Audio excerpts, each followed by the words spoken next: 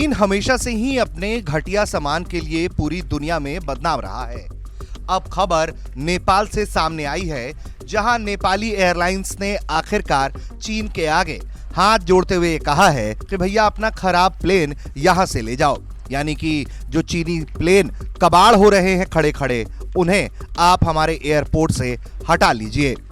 Kathmandu post के हवाले से हम आपको बता रहे हैं कि नेपाली एयरलाइंस ने औपचारिक रूप से अपने चीनी आपूर्तिकर्ता से कहा है कि वो जो विमान उसे दे गया था अब उसे वो वापस ले जाए।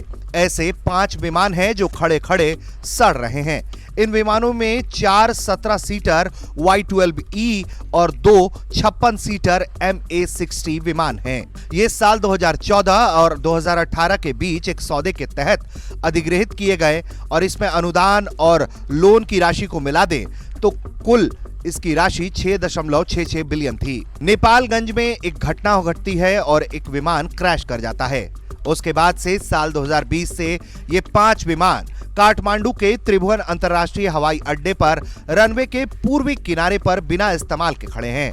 काठमांडू पोस्ट लिखता है कि एयरलाइंस अधिकारियों के मुताबिक विमान अनुपयोगी होने के कारण खराब हो गए। उनमें से अधिकांश स्पष्ट रूप से सड़ रहे हैं।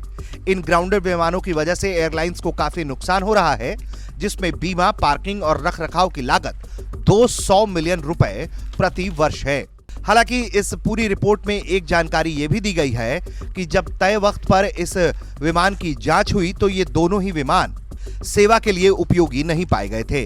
बताया जाता है कि शियान एयरक्राफ्ट इंडस्ट्रियल कॉर्पोरेशन द्वारा निर्मित MA60 और aviation industry corporation of China के तहत हार्बिन एयरक्राफ्ट इंडस्ट्री ग्रुप द्वारा निर्मित ट्विन इंजन टर्बोप्रॉप Y12E दोनों ही परिचालन के लिए अस्थिर साबित हुए थे।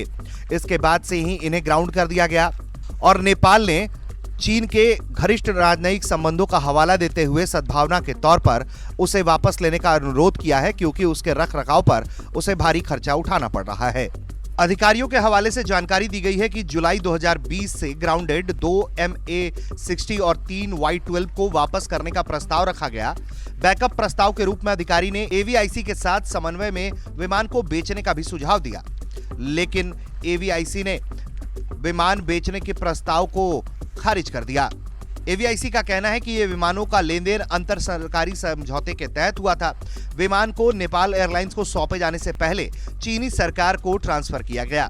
AVIC ने एक तरफ जहां बिक्री के लिए मंजूरी नहीं दी है, तो वहीं दूसरी तरफ नेपाल एयरलाइंस को विमानों के लिए संभावित ऑपरेटर खोजने में मदद करने के लिए वो जरूर सहमत हुई है।